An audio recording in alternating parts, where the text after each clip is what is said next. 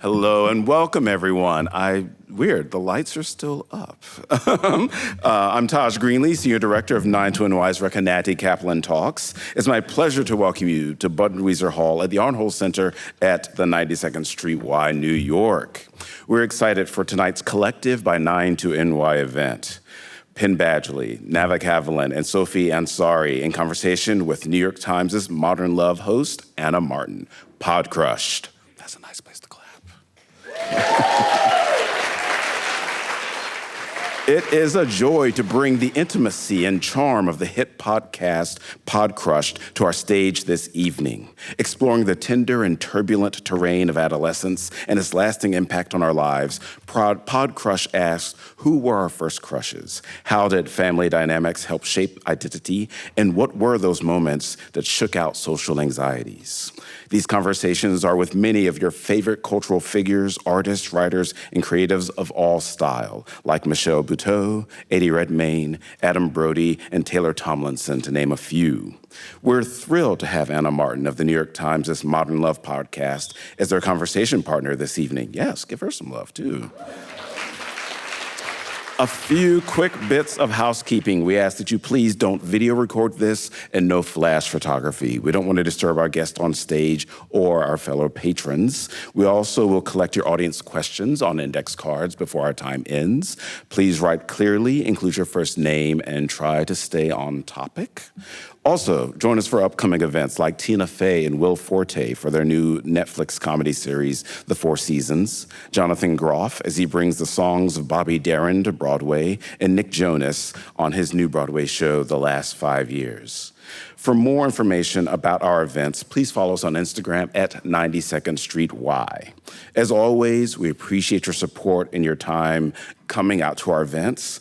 And now, please join me in giving a very warm welcome to the co-hosts of Podcrushed and Anna Martin.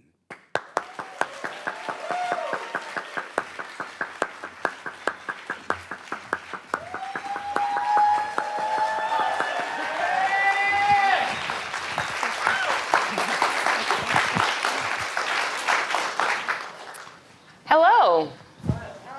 Hello. Hello.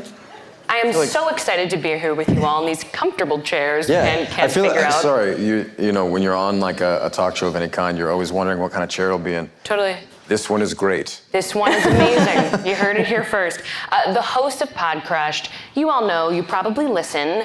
Podcrushed centers on stories from adolescence, from teenage years, specifically from middle school, although the scope of the show has expanded. We'll talk about that. But in the spirit of the show, I thought we would do a fun icebreaker, although that's a bit of an oxymoron.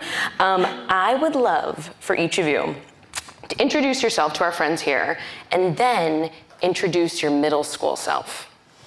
Okay? Okay. So, An intake of breath from the audience. Penn, do you want to go first? Oh, okay. All right, so I'm Penn Badgley.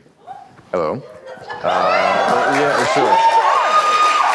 Sure. Pause for applause. Thank you. And one standing. Is it an ovation if it's one person? Is it? No. Okay, I mean, that's fine. You're welcome to do what you please. But I didn't want to encourage, was that idolatry? I'm not sure. What am I doing? I'm introducing my middle school self. Okay. Yes. Well, I might have been 10 when I started middle school, which is a little bit young. Mm-hmm. Yeah, just, you know, short, little chubby kid in the Pacific Northwest who was very, very, very, very quiet, very, very shy, but discovering a love for, am I supposed to be doing this in first person? Like, hi. Yes, any person you want. Yeah. And I love acting. What were you listening to? I love R&B music. I loved R&B music. Cool. That was like Drew Hill and Blackstreet were the two bands who, I mean, they really, I knew every sound on those records. Let's see, that's, I loved music. I was discovering performing, very, very shy. I was doing community theater, and so, you know, I would move to Hollywood by the time before I would finish middle school. Wow. And then that's a different, that's 12, that's actually 12. That's 12, so we're gonna cut it off right there. Sophie, please. Hi, I'm Sophie Ansari, and I obviously co-host with these two lovely friends. Another bow, please. No. You got it, actually. You did. You're consistent, so that's good. I now support. Yeah. In middle school, you are asked to come up with an adjective that starts with the same letter as your name, a classic. Not a great icebreaker, honestly, but my go-to was silly Sophie. Silly Sophie, really? that works. Yeah. You don't think I'm silly? Well, no, I mean, I don't know. Especially, did you always go silly? Actually, maybe not the hands, but the elongated silly. Wow. It works. No, but when I think about my middle school self, I honestly, the first thing that comes to mind is a very specific body posture and weird voices, and I had a silliness that I think I'm always trying to get back to. Yeah, and the body posture was this kind of crouched thing you're doing. Yes, I could get up and do it, but I won't. Maybe at the end of the show. Okay, beautiful. Yeah, maybe. Silly Sophie. Encore. Nava. Hi, I'm Nava. Nava. And thank you. At 12 years old, I had just discovered the Spice Girls. They were hot on the scene. Oh, yeah. Oh my gosh. Loved them. I was in love with my best friend, who was in love with my best friend, and I would give advice about how to land. It was good advice. I was not sabotaging him. But yes, I was sort of in the middle of fighting my feelings and giving him really genuine advice, but they would never get together, and he and I would never get together. So there was sort of this endless loop. And then in the summer, I think, of 12 years old, I went to Asthma Camp. So maybe a clue as to why my favorite fact about Nava. I forgot about this. First of all, that's a thing. Yeah. And that you went, I forgot. Yeah, I did spend a summer at Asthma Camp. So For kids with asthma. Can I ask, we won't dive too deep because it could take all 45 minutes. Yeah. What do you do at Asthma Camp? it's a sports camp for kids with Slowly. asthma to Whatever it expand. It is really a sports camp to just expand your lung capacity so that you can have you can go further and further in sports. That's really wonderful. what it is. And now you regret making fun of it because I it's a know, wonderful I know. mission. I mean, yeah. No, it's still funny. It's pretty funny. It actually is still funny. It's still funny. I love it. Perfect way. Great icebreaker, right? Yeah, great job, Let's Anna. talk more about Podcrushed. Can you briefly tell me the sort of origin story of the show? You point at me, but the real origin story starts with Nava. So in 2020, there was a global pandemic. Some of you might remember. Yeah. And we were looking for hope, I think a lot of us, and looking for reasons to laugh and feel uplifted. And I had listened to a piece of media where this girl was reading out of her middle school diary, and it was so funny, and the stories she was telling were so relatable. And I started looking, I wanted to just listen to a podcast of people's middle school stories, so I started searching for that. I was like, okay, I just want to hear more and more stories like these, and I couldn't find one. Whoa. And I was like, wait, someone should make a podcast that's just people reading from their middle school diary, because this is so funny. This is hilarious, this girl's extreme drama and angst. And when I couldn't find one, I was like, we should make one. And I approached, Penn and I had just started a production company together, but I didn't approach him first. I approaced Sophie first. She and I had nothing together. Yeah, that's true. But I was like, let me call Sophie. She was a middle school Silly teacher. Sophie, She was artistic. I pitched her the idea first. Yeah, silly Sophie. And then I called Penn to run it by him, and he was like, maybe I could be part of it. And I was like, yeah, maybe you could be part of it. Yeah, that might be okay. And that's sort of the origin of it. Yeah, I mean, so first of all, some of the context you're leaving out is that how much did your experience as a middle school administrator? I had been a middle school teacher and administrator, and I also remembered how crazy middle schoolers were.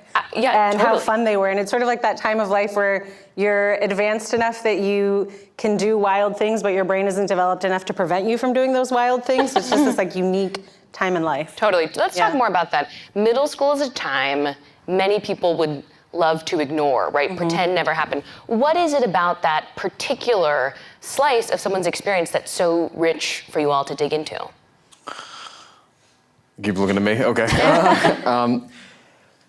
Well, I mean, so chemically, biologically speaking, there's a lot that the sciences can provide us that backs up this notion. Because I think things are happening in your body and your brain they're essentially never happening. They don't happen before, they don't happen again. There's, a lot of plasticity in the brain. There's also a lot of plasticity in the brain when you're like an infant and toddler and stuff like that. But it's a really plastic time, neurologically speaking. So obviously, like just your ability to see the world. You think about it, you enter adolescence and you're a child. And then when adolescence is over, you're an adult. A child cannot possibly understand or conceive of or perceive what it really is to be an adult. You know what I mean? Like it's you think of just, you think of even like sexuality alone. That's not, there's a reason it's inappropriate to discuss it past a certain point with children because they just can't conceive of it yet, and that's fine. So I think similarly, we tend to focus on that in adolescence, but there's actually quite a lot more happening. There's, you think of like morality, spirituality, the way you're going to see the world politically, the way you're going to approach education, which at a more meaningful level just means like how you're going to be thinking for the rest of your life, how you're going to be processing like everything you encounter, you know what I mean?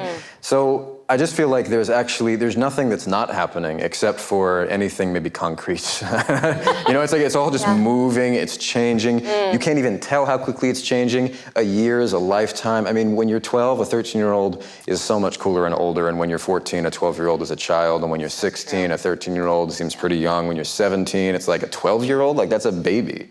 You know what I mean? And this all just happened in about 4 to 5 years. Absolutely. And then by the time you're 19, you feel like you're an adult, and you're a baby. Sorry if anybody here is 19. I'd imagine at least somebody here is 19, if we know our demographic. But, it really is just a period of just immense transformation. Also, it's a time when you're being opened up suddenly to so many more forces in the world. Like when you're a child, you're mostly influenced by your parents, and they're kind of controlling what is influencing you. And then as you enter middle school, you gain more independence, you're spending more and more time with your peers. And now, like, you're on social media, and Which I feel like... Which is great for kids. Yeah. We recommend it. Yeah, studies show. Follow Podcrushed. Great time it's not having anything but good effects. Sorry, but go ahead. It's such a tender time, and they're being shaped, really. And so I think that was part of the reason we felt it was important to focus in on this time and tell stories about it and use it as a tool for reflection and think about how you've been shaped by your middle school experiences. And also originally we thought maybe some middle schoolers might listen. It's sort of evolved since then, but originally we kind of wanted to make it like for middle schoolers. For middle schoolers, yeah. Did middle schoolers listen? Predominantly Penn's fan base, which is like 18 plus. Gotcha. Okay. So not 12 years old. Yeah. We have some middle schoolers who listen, but not. And not shout as out many. to them. Yeah. On the show, you ask about sort of classic teenage milestones, like we're beginning to talk about first crushes, heartbreak, and I feel like that is. Sorry, I just exhaled deeply into the. Please stop exhaling. If you could refrain from breathing. You hear that? Tap, tap, tap. They're loving that. All right, I just got to be conscious of that. Okay. All right.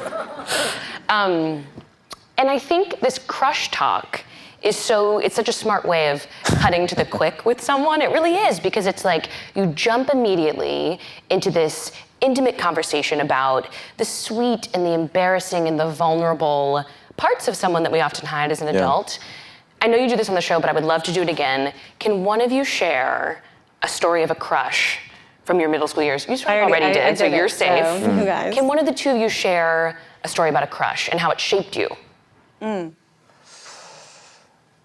I can. Well, why just one of us? Go ahead. Go ahead, Sophie. Okay, sure. Yeah, well, I mean, this isn't necessarily a first crush, but I do remember, it shaped me, this experience. It was someone who had been chasing me. I wasn't interested, and then we ended up getting together, but I was at a point in my life where I wasn't talking to any of the adults in my life really about those feelings. Sure. And I would talk to my parents about a lot of things, but it was like post-middle school, early high school, I had decided no more. This is my life now. And my family went on a trip with another family, and I was sharing a room. We kind of like drew straws, and I was sharing a room with an older girl. She was in her 20s in college, and I was 16. I was so embarrassed. I remember taking my mom, taking my sister, like, please, why don't you like stay with me? I don't want to stay with her. I'm so nervous. Because you were nervous around, to Penn's point, 20 years old felt like the oldest age you could be. Oh my God, she was so cool, and what would we have to talk about? And Totally. she would certainly like see me like plucking my lip hairs in the mirror or something. I don't know, I was so nervous. And as soon as we got into our room, she was like, so let's talk about boys. And I melted, and I told her everything, things I wouldn't tell my parents. She ended up becoming my sister-in-law. We were just family friends at the time. No, she married my brother. That's how that works. Hard to do that on the fly. Yeah, and I just feel like I have realized now how important it is for that age group, teens, tweens, to have adults in their life or just older people who they can talk to and who are not judging them, or it seems like they're not judging them. I think Millie, my sister-in-law, ended up talking to my parents about what I told her. No, that's violating the code. In time, you said. In time, yeah. Like after and she I married your didn't brother, find and she out- was like, "Listen, guys, so I gotta tell you something. This is something to worry about. I gotta tell you about something. You know, silly Sophie. Well, You're not going to let some her other live this. No, but I feel like that shaped me when I became a fifth grade teacher. I feel like that was something I always had in mind. Like, it's a delicate balance with young people. You don't want to alienate them. You don't want to put them in a position where they're like, oh, great, so now I know you're not someone I'm going to talk to. Yeah. First crush? Oh, right. Well, let's see. I don't have. The interesting thing about me with this, the way that I approach it is, for some reason, probably because I moved to LA when I was 12. And I should also give a shout out to my mother, who is here. Yay! I'm I'm not going to point her out, but I mean, to be honest, you might be able to guess who she is, right? Incredible. And I mention that now because, I was having a lot of formative experiences at the time that were like, we've since talked about, but it is interesting to talk about them with my mother here. I think I went from being exceedingly shy, and then also, like I said, I had gotten, I mean, this happens to so many people, but whatever, I was chubby. I became chubby in approaching adolescence, like 8, 9, 10. And as I was doing that, I was also kind of getting into this idea of acting. And it was, people telling me about this idea that, you're good, you should do this, it maybe, So I think very, very early on, something was already happening, some kind of process had already started where I don't recall a lot of just getting to kind of have this time of crushes and awkwardness, and I was working by the time I was 12. Yeah, literally I was really working intense. Professionally by the time I was 12.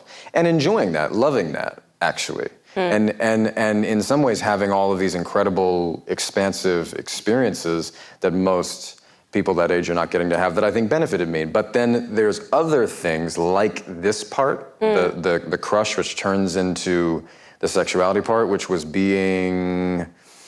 it was just changed. It was changing. And so I went from being an extremely quiet, shy, asked one girl out once and she said no, and I was like, okay, well then never again. That's it.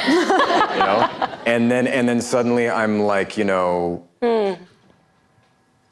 living in LA and going out for roles where it's I read one where it's there's a kiss and I'm like, whoa, and I actually, I know a lot of people who had their first kiss on camera. You know what I mean? And getting paid for it, no less. So there's just all kinds of, yeah. You thought it, I didn't. It's funny, the way that I intersect with this whole concept is I just didn't somehow, it was never as much fun as it could have been, should have been, would have been. Yeah. And then, you know, very early on, it was just like, there was a gravity to it. There was a change that was happening. The idea that I needed to exhibit a certain kind of masculinity and sexuality and stuff, just I really saw early on. And we're talking late 90s Brad Pitt Fight Club era, so any boy was just like, okay, well, that's it. That's it for us. If I don't look like that, then, you know, I mean, maybe not everybody felt that way, but I think anybody who might have been in the realm of living in Hollywood might have, you know, felt that way. Intense. So my memory of crushes, it's loaded. It went from this 0 to 100 real fast. Almost every American has some sort of relationship with soda, whether it was an everyday thing or just a special occasion thing in your household.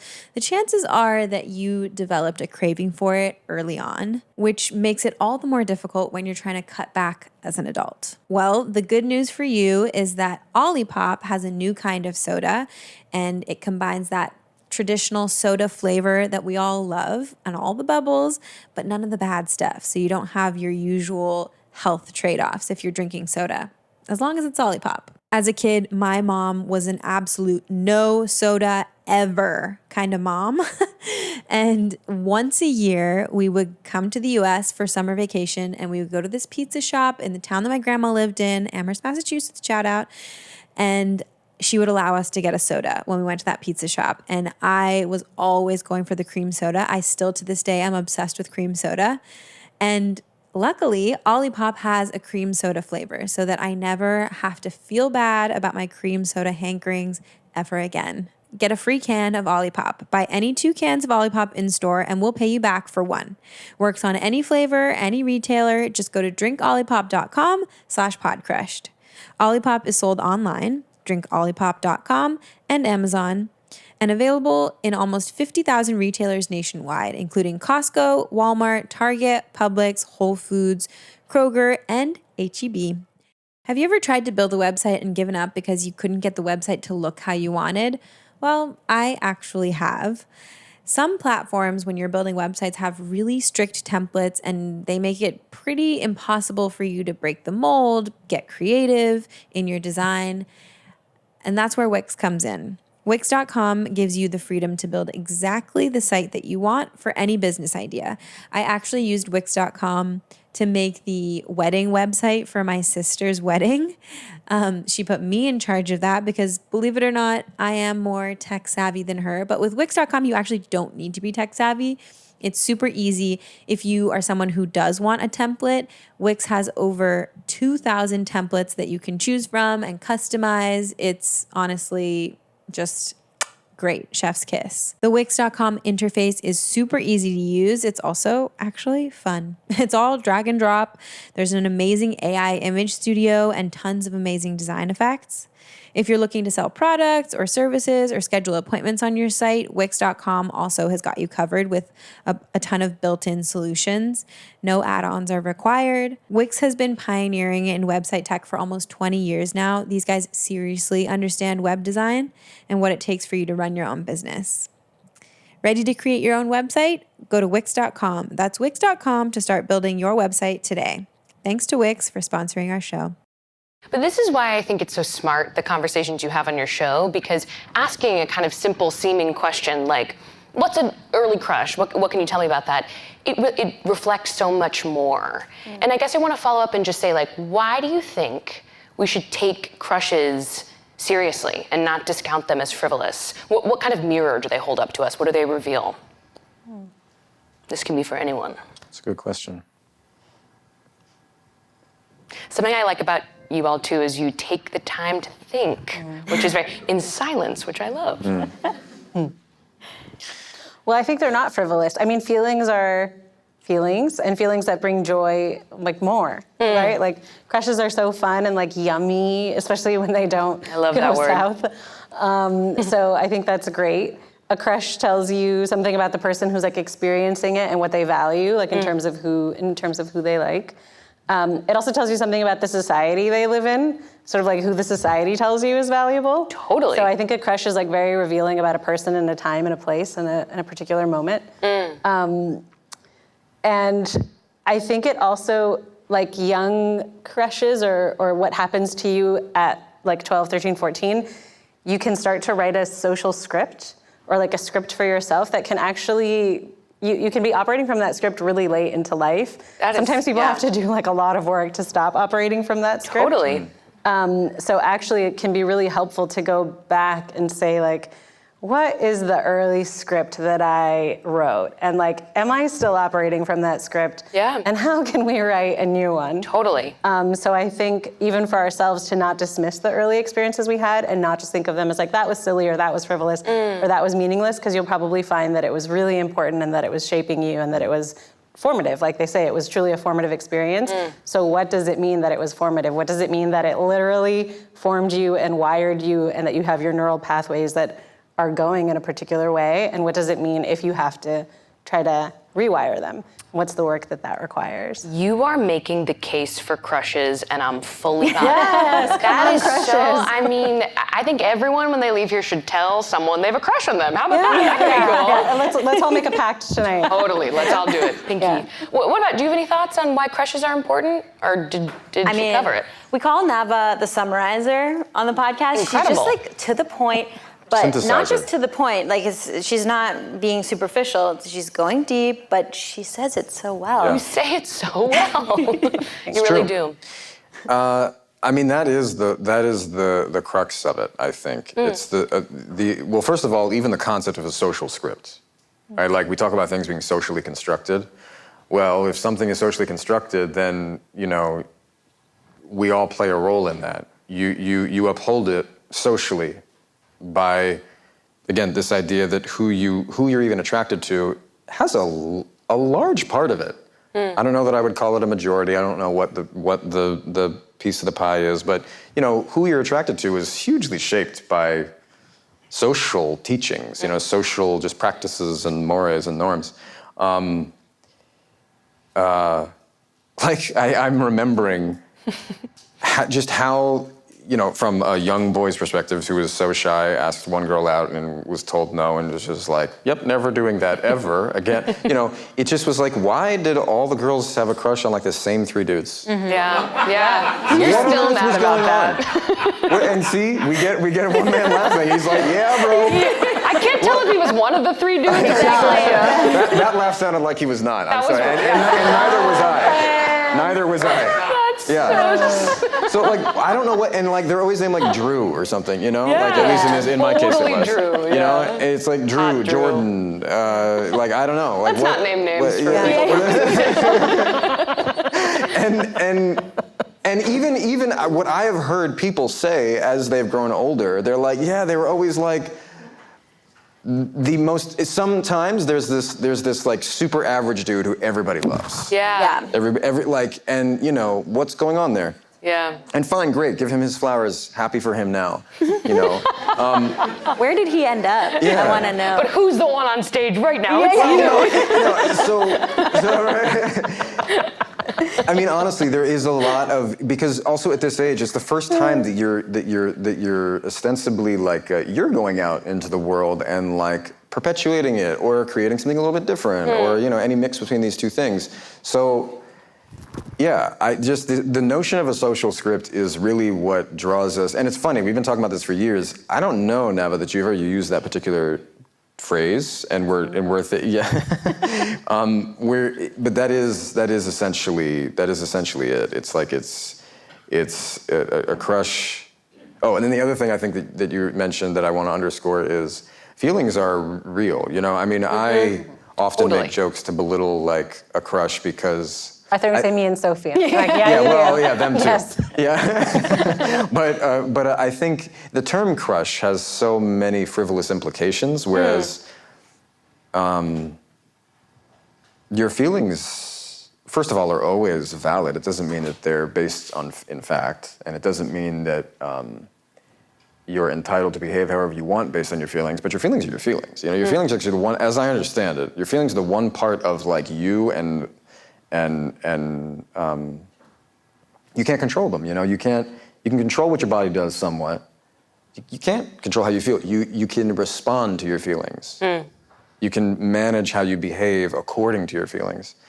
So, so your feelings, my memory of the crushes that I did have, they were so strong. They were so strong. They came from a desire to be loved and accepted and held in a way that is not only at all sexual, but it's of course the only box we have to put that in the beginning. So you're actually putting so many feelings and then attaching it to this thing that you've also never experienced, and so it's just very confusing. When really what you want is you want something that is it transcends the body. You want a commitment. You want, I think if we're really calling it what it is, the feeling that you want from the person that you desire is you want something that makes life meaningful. You want everything to be okay. You have this feeling when you're like lovesick that it won't be okay unless I am with this person. And by the way, that's a complete fantasy. It's just never true. Maybe you'll have something that you can continue, blah, blah, blah. But So, yeah, there's really no end to the depth. I think, I would actually say I agree with what you guys are saying. She's going to disagree. Yes, fight on stage. But I also am like, are they that, they can be and they feel so big. Sure. But then I think also maybe when we look back on them, or even when we're helping youngsters through them, we can try to remind them sometimes, it's totally normal for you to feel like this is so big and so major, but you will, this is totally normal for you to feel this way. And it's actually, you're gonna feel this way many, many, many, many times. And it's not the end of the world. It doesn't have to be that deep, actually. You're bringing up this intensity of feeling everything when you're this age feels completely overwhelming, end of the world, end of your life. How do you balance giving someone that age perspective, but also not invalidating their feelings? How do you think about that? Well, because I think that also depends. I had one crush so it was probably more than a crush. Wow, only one. All of high school, the same boy, the one that 7th through 12th grade. So it wasn't you're gonna have it again and again. It was the same person. The same. Yeah. But you had many. Yes. So I think it really depends. But yeah, I think it's listening to people, and I think Leighton Meester, our pilot guest, talked about it. She sort of started on from what I recall, because that was 100 episodes ago. It started on it's not that big of a deal, and then she was like, but you have to validate what they're saying. Yes. And I feel that's always the push-pull of life. It's you want to listen to someone, and then everything we go through is it's a wave, and whatever wave we're in, we're riding it. And it can feel like the biggest thing, and at some point that wave is gonna bring us to shore, and then we'll have to write another one. And that's why it's so fascinating to read back a diary, for example, to the genesis of the show, because you read these names. I have this experience, reading a diary from middle school, high school, and being who is this person that I'm talking about? You know what I mean? It feels so intense, but I can't even recall who they are, so it does pass, and we're reminded of our past selves and that past intensity when we read a diary or something like that. Well, it makes me think that you're not necessarily having these feelings in response to a person. So sometimes you often are. They're a configuration of attributes, their character, their body, all these things that it comes together and it's okay, so this is eliciting in me a response, but actually all these feelings are in me in a sense, you know what I mean? So that's the way I think about validating it, but then putting it in perspective. It's look, it's actually not statistically true that you're only ever going to find, one person. That's just, first of all, it's not gonna happen. I'm sorry, 13-year-old. Unless you're gonna get married to, I don't know, but it just feels to me so there is some perspective, right? But then the validation of the feelings is thank God that you can feel this much. Even this young. What would youth be if you weren't having these strong feelings? And also we talk about social norms and stuff. I'm thinking about the way boys are, and they don't have to be taught this. We learn this from everything, from the air, from the water, from movies, from whatever, and then we do learn it from older men.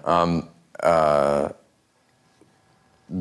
power of those feelings. You know, we talk about men wanting to be or needing to be more sensitive. I mean, I think the problem is that they're extremely sensitive, but then they learn that they're not meant to be, and so they start bottling up these feelings, and then you end up with a voice like this. You're just like, what? What do you mean? What do you know? I mean, that's like I have that too, but then I've been working with that social script for a while. You know, as we were saying, like unpacking and trying to rewrite that. But there was a time when I was like 18, 19, 20. I mean, I put my voice. You're kidding. I mean, I wasn't Your literally voice? like a different. Like your... But I mean, Such a shame. You guys see those sideburns, early Gossip Girl? What is that but masking? What is that but a boy being like, finally I can grow hair on the side of my face? Was that your choice? Who would choose that? Yeah. Only somebody who could not with their own eyes in real time see the side of that face choose to do that to her face. Everyone else on the planet could look at me like this and be like, no. I could never do it. I could see a picture, but you know, you look at pictures and you're creating a fantasy, but you're not seeing what other people see. If I could have ever seen my own head, I would have been like, come here. Come here. Come here. It's okay. You don't have to prove anything to anybody. You're already a man. You're already a man. Sideburn talk. I had no idea it would go there, but there's so much in the power of that strip of hair. It had a bell-bottom flare.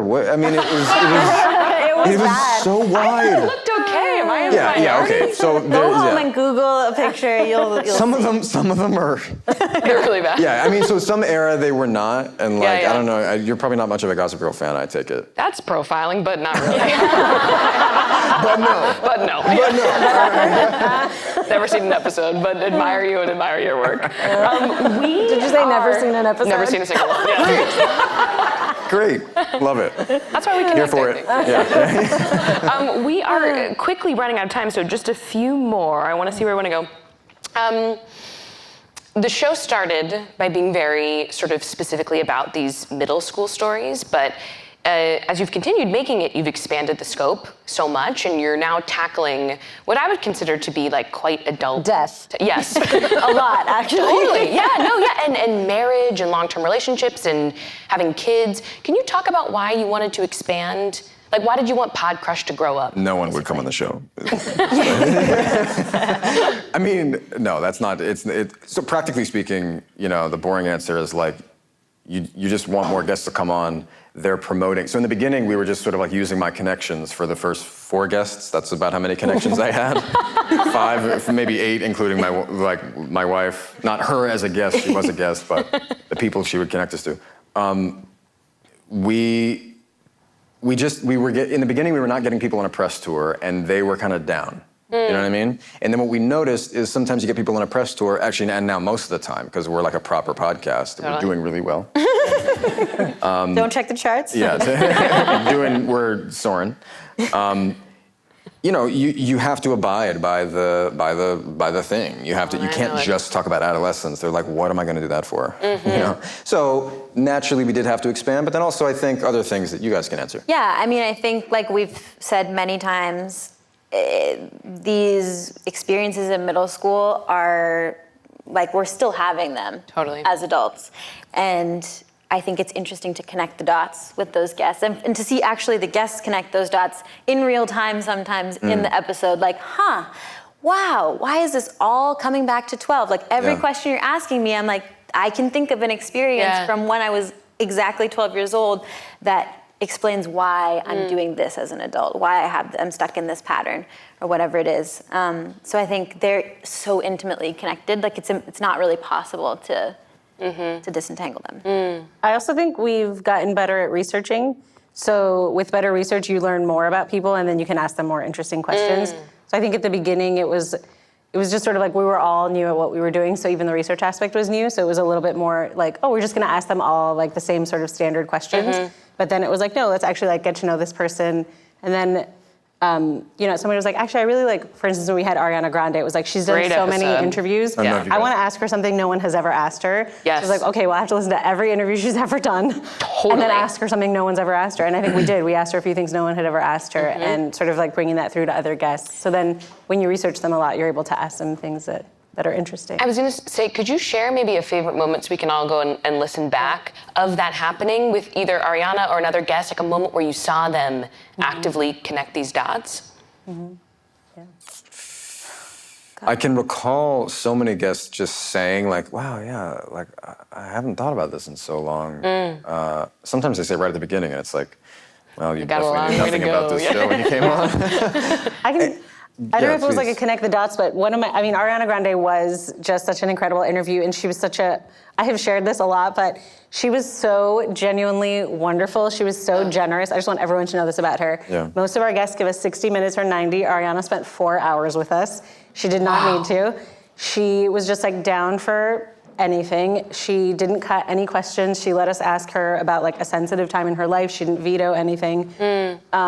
She was just the like loveliest human, like genuinely. And did she post about it too? She promoted it more than any other guest we've had this season. Get her on my show. Yeah, she is just like I am I had left that interview like a Ariana Grande like super fan. Wow. I have like merch now. I'm just like I worship Ariana Grande. So that was like definitely like a favorite interview. But my other favorite interview was Eddie Redmayne. And Eddie Redmayne, like I went into it knowing that I would love him, but was like floored with the person that he is. And he was someone who was on a press tour, didn't know what our podcast was. I don't know why he said yes, but he did say yes. And I think at some point we were like, oh my God, we have like 15 minutes left and we haven't asked you about any of your programs. And you came here on a press tour and he was like, I don't care. He was like, I don't care, let's just keep talking about middle school. And I was like, no, your publicist is gonna murder me. So we actually have to move on to your projects. And we did, but it was like, he was so into the early life conversation that he was down to not talk to, and out of respect for his PR, we did talk about his projects. But it was like so nice to see someone just like engrossed in the conversation, not knowing that that's what they were gonna come talk about. That's really wonderful. Yeah, I don't remember a specific moment, but I do remember, I think Elizabeth Moss had a moment like that where she went back, like, oh, and she kept thinking of new memories. And then recently Sophie Turner, I feel like as well. Just a lot happened to her at 12. Thatcher. Yeah. Oh, sorry, Sophie Thatcher. 4 hours, that's so much time. Yeah. She was incredible. Look at her. All right, transition from Ariana Grande to these audience questions. Thank you for submitting them. I'm just gonna hop in. How are we feeling? Ready to give some advice? What do you hope people get from reflecting on the hardships and trauma of adolescence? Great question.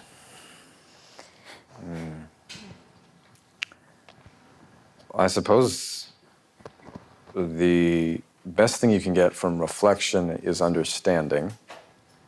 And then from understanding, several things, I suppose. Relief, both from maybe false and restrictive beliefs about yourself, but then also about others. And then, I know that understanding is a great one. And then it branches out from there. You're looking to... branches out from there. Why don't you guys pick it up? Yeah, understanding of your own experience, and then I would hope that someone might gain some empathy for younger friends. Yeah. And also, like, you are, this is so obvious, but you are every version of yourself. Like, you were the 12-year-old version of yourself. So, like, self-compassion, and, like, life is so hard and so brutal, and at that time in life, a lot of things are out of our control, but that's the time where we're formed. So to have like appreciation for that, and like it's okay if things happened that shaped you in a way that you wish you hadn't been shaped. And you can also, like, you're not fully formed. No matter how old you are, like you're still on a path, and you can continue on that path, or you can take a right turn. Like, you're in control of who you are, and you can still make new choices. That's a wonderful idea. I feel like y'all return to a lot, which is that coming of age is a lifelong process. And it's so true, and it's quite freeing to understand that. You just keep discovering things about yourself and working things out. I think this question, I speed read that, so I think it is related. This is from Ariana. I'm 31, but sometimes I feel my 13-year-old self comes through in the form of insecurities. How can I heal my 13-year-old self, and by extension, my adult self? Wonderful question, very relatable. Gosh, I wish I knew, because I texted my sister the entire time I was preparing for this, like, do I like this in terms of my outfits? I'm struggling with the same thing, Ariana. Totally. So I don't know. So we have written a collection of essays. We've written a book called Crushmore, a collection of essays on love, loss, and coming of age.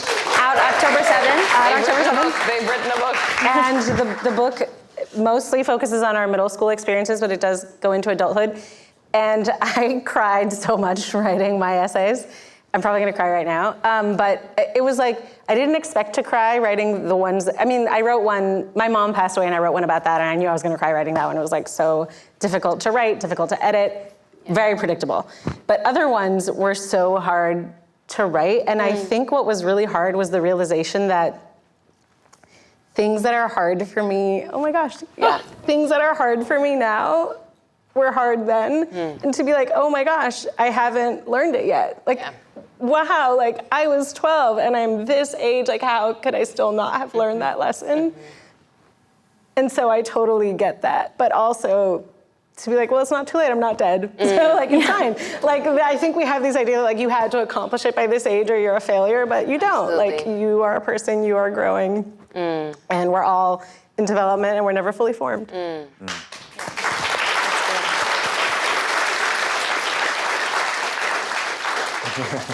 Do you want to follow that? I always have to, right?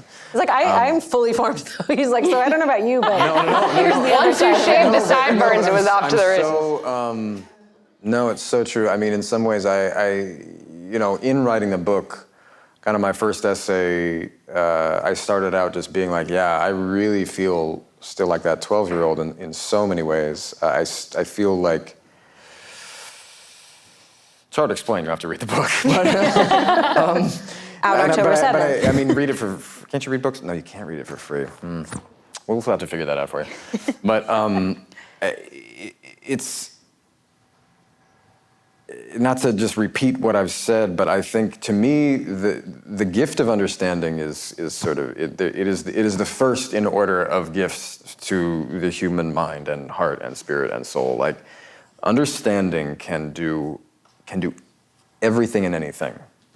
And so my completely armchair psych understanding of trauma, having read a fair amount about it, trying to understand it, don't quote me here, but it has to do with, an event doesn't have to be traumatic. Now, this is not to say, of course, if anyone's traumatized, that it's an invalidation of that. Complete opposite. Something is traumatizing not just because of the nature and scale of the event, but because of the victim or the person being traumatized, because of their understanding of what's happening, or what they don't understand about what's happening. Ultimately, like, coming to terms with that is a process of understanding, and it's great and slow and incredible, but understanding kind of unlocks everything. Being able to understand why this one moment has stood out to you, that one moment where I felt humiliated, and then you might be like 43 or 63 or 83, and you're like, oh, huh. And it doesn't change everything, it doesn't solve maybe anything, but it does bring relief. And I do think that, like, so, the person who asked this question, like, there's no way we could answer it specifically at all, because you couldn't fit, like, all the things you're dealing with on that little card. and who are we to even, But I do think that, like, I think what I heard Nava speaking to and Sophie speaking to was, like, mercy and time, and then eventually understanding can bring peace. I think it's the only thing that can. I really do think it's the only thing. One of the reasons relationships are nice is because they speed that process up, which is also why it's painful, because you're like, I'm not ready to understand that part of me yet. Like, whoa. It's you, But that is, like, to me, understanding is everything. It really can bring everything.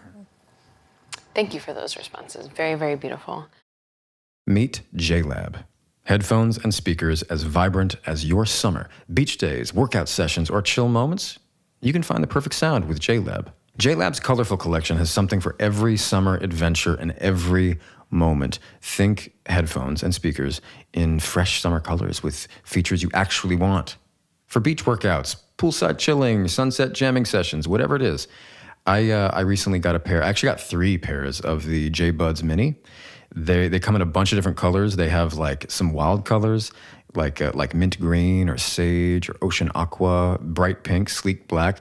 They also have like flesh toned colors, all kinds of colors. And they do have what I think is called JLab's smallest fit ever. They fit on your keychain, which I have on my keychain actually, and they're smaller than a coin. They're perfect for any size ear, but particularly small ears. My ear canal actually is very, very wide and then gets very, very narrow very quickly. It's an uncommon shape. These are great. They're great for my ears. They're probably great for your ears, and they're perfect for summer pockets, you know? Linen shorts, maybe. They slip right in. You can't even see them. And don't miss out on JLab's newest line, their summer speaker series. From pocket size to party size, the JLab Party Speaker Series brings powerful sound to any summer gathering in vibrant colors like lime green, cyan. Ooh, I don't get to say cyan out loud a lot. That's very exciting. Cyan and hot pink, as well as, of course, classic black. Start with the ultra-portable pop party speaker for beach picnics. Step up to Go Party for backyard barbecues. You could level up with J-Bud's Party for all-day beach sessions, and go epic with the Epic Party Speaker in classic black, delivering 100 watts of massive 360-degree sound for unforgettable summer nights. Look for the blue box at retailers everywhere or shop jlab.com and use code PODCRUSHED for 15% off your order today. I'm going to pivot it to a different question. Is that ice cream, something lighter? There are a lot of Dan Humphrey questions that I'm saving for like rapid fire at the end. If you know me, I am incapable of a rapid fire.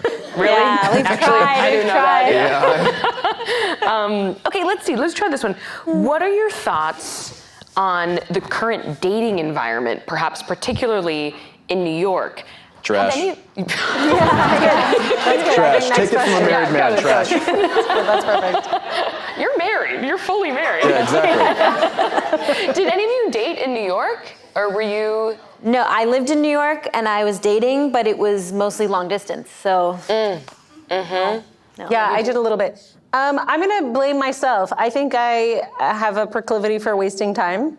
And that has followed me in every city because I've been in every city that I've been in. So, yeah. The current. Do you want to elaborate on trash? Or you're just gonna Well, but say I think so. You're being brave and bold and like, okay, so that's your personal responsibility. But then, come on, dating culture is absolute trash. Yeah. Also. It's let me be a bit more specific. I think it's full of lies and performances that don't even lead to a meaningful friendship, let alone a romantic relationship. Yeah. My Bars. Bars. Say that. Totally. Were you going to say something? My advice is always look at the people you already know.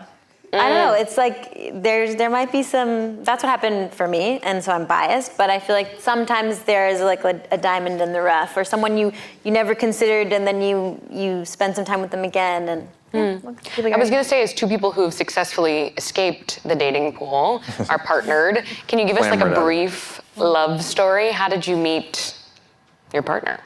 This is not a question on the card, it's a question from me. Yeah. Go ahead. Brief. We met and nothing happened, ships in the night, and then again met.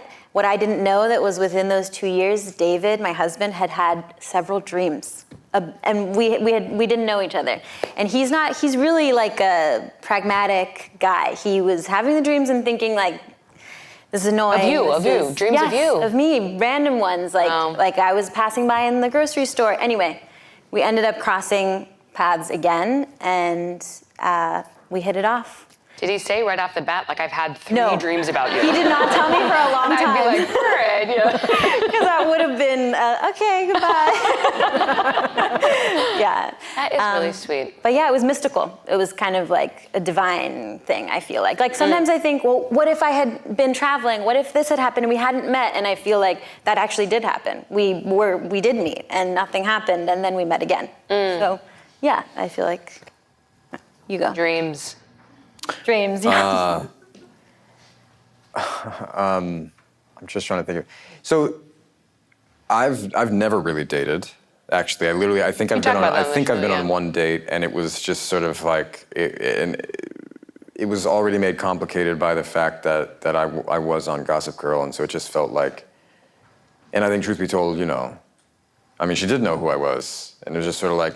so how are we going to go about this acting like Penn, we need to go through this process? Like, if this is about hooking up, are we going to do that? Yeah. And it was, I'm not saying that that's what, I mean, I literally just was like, this feels like such a bizarre charade, you know, that I just felt like I didn't get to know that person at all. We didn't, you know, there was nothing there. I've been in 4 relationships, and the 4th one was my wife. And they've all lasted longer than 2 years. And this isn't even, this is just, it's like the 4 women that I've been with, I meet, and it's just kind of immediate. It's impossible to explain. But what I've learned there is that you can have these incredible feelings, but there is a time limit on how long those feelings get you through a relationship. Then you have to learn what it is that actually gets you through a relationship. That's when you learn about your compatibilities and your incompatibilities. And you know, so when we met through a mutual friend. I was very, very sick and did not want to be like going out or drinking or anything. It was like the middle of January. I was headed home. He carried all his belongings in a trash bag at this time in his life. Well, that feels like a salient detail. Not with me, but I was staying in an Airbnb when Airbnb was very cheap. He was trying to land a Huck Finn roll. Yeah. It was in like a And all of my belongings were in a trash bag, and then a suitcase, and then what I couldn't in a trash bag. I had all of my stuff. I feel like you could afford storage. another suitcase, but yeah. Yeah, but you know, I was not thinking rationally all the time. I did not, a mutual friend texted, a friend who at that point was even a bit suspicious of, being like, I don't want to go to things you're inviting me to. I don't want to. She was like, come out. Why, because she would set you up with people? No, because it was just, there was other stuff with, okay. There was other, it was just like high school shenanigans. And I was just like, I don't want to, just that. And she invited me out. It was on the way home from from the train to the Airbnb I was sleeping in. It was there. I was like, all right, I'll go by, say hi. I say hi. She's like, the moment I show up, she says, oh, it's cool. A few other people are going to come meet me. I texted like 5 different people, so you can leave when they come. And I was like, great. And then she said, I asked, or maybe she told me. She's just like, yeah, my friend Domino is going to come. And she said the name. And this sounds crazy because I was not the type of person to, if I thought it, why would I say it? But I said these words. I said, I think I could fall in love with that person. No. What? Who? Like, that's crazy. So trash bag in hand. I think I could fall in love with that person. And then. Domino sounds like she'd have a place for you to stay. She did actually that night try to help me find an apartment, and then offered for me to stay in her extra room. Yeah. And because of that, and she was sending me pictures of her son. She had a 5-year-old. He just turned 5 the day before. I was just like, oh, there's no way. She's showing pictures of her son, and she's offering her extra room to me. Like, I felt pathetic. I had bronchitis, so I was just I really, really, really felt low. Yeah. I felt like the same, 10-year-old who'd been denied by Kayla Peterson. That's the one person. I don't remember names that well. Like, yeah. He never does that from wherever this goes. So, is this being recorded? I don't know. Speak it louder into your mic. Is this being recorded? I was not aware that this was being recorded. I didn't hear the name. So, it's a great, in some ways it's a great story, but I also feel like that's, we have a really simplistic notion of relationships and dating and even marriage. It's like, just because there's this great meeting and just because you're compatible, that doesn't mean like everything. Like, you really have to figure out how to make it work, because I had other meetings like that, and I happened to be a person who, like, the 3 relationships in my 20s all kind of started that way. They were just sudden, didn't seem to have control. Who doesn't? You should have some control. Yeah. You should have some say, right? So, It's a beautiful story. Take both what you of can Thank from you it. for sharing that. Do we have time to do these like 3 Gossip Girl questions? Quick. Okay. Fast. I'll try to answer in 3 words. Okay. Oh, wait. I have to end on this one. This is from Penn's mom. Oh my goodness. Wow. We're skipping the other ones. I'm really sorry.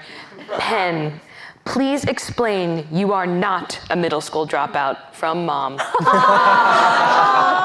Wait, you lied? That's the tagline of our show. go. Yeah, well, it's a joke because so you're a fifth grade teacher, right? Not a middle school teacher. So we fudge a little bit to create a tagline. Okay. I didn't complete middle school, but to say I dropped out would imply I didn't go to school afterward. What she's referencing is the fact that I got the equivalent of a high school diploma and attended community college. Wow. And got the equivalent of actually no, I didn't finish that degree, but then I was accepted to USC as a junior transfer. Wow. So I could have gone to college. My mother is correct. Yes, she's trying. She's trying to say that my son is very smart, and it implies that I did not have any concern for his well-being and his education, and I did. And she did. She fought. So in Hollywood, she fought. See, not a short answer. No. She fought. She really helped create in a town where there's no structure for children. It's like a structure fire, in fact.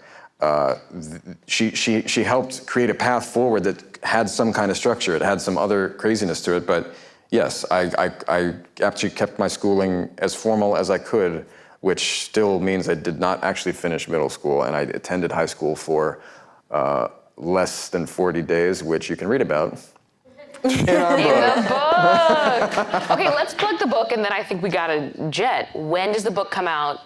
October 7th. October 7th, available for pre-order now, wherever you buy books. Yeah. Yeah, it's called Crushmore. No ghostwriters. We wrote it all ourselves. Definitely. Yes, That I can vouch for. Yeah, exhaustively. Painstakingly. Wish there were ghosts who could write for us. Wish I would kill people to make ghosts. That's a good place to end. Yeah, perfect. And there it goes full circle. We were waiting for a you reference, right? Yeah. Let's give it up for the host of Podcrushed. Let's give it up for Anna Martin. Yes, Anna Martin.